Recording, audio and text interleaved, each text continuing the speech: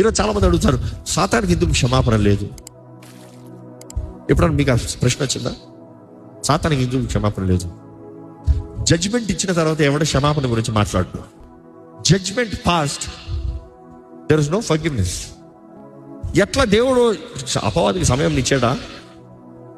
సాతానికి సమయం ఇచ్చాడా?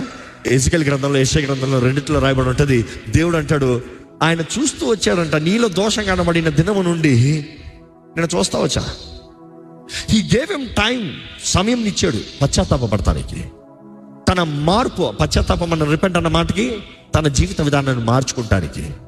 నువ్వు నా వెనకాల నుండి కుట్రమంటూ ఉన్నావు, నీ హృదయంలో దోషం కలిగి ఉన్నావు, కానీ నేను చూస్తూ వచ్చాను. వచ్చిన రోజు, నీ దోషం వచ్చిన రోజు నేను తడేలా, గర్వం వచ్చిన రోజు నేను పడేలా, నేను చూస్తూ ఉన్నా.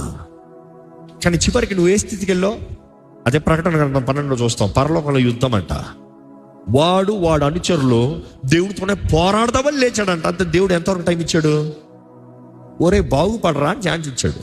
వీడు బాలేదా, వీడి స్థితి బాలేదా, వీడు చేసేది బాలేదా, చివరికి దేవుడితోనే పోరాడదామంటే దేవుని వీళ్ళతో సాతాన్ని భూమిపై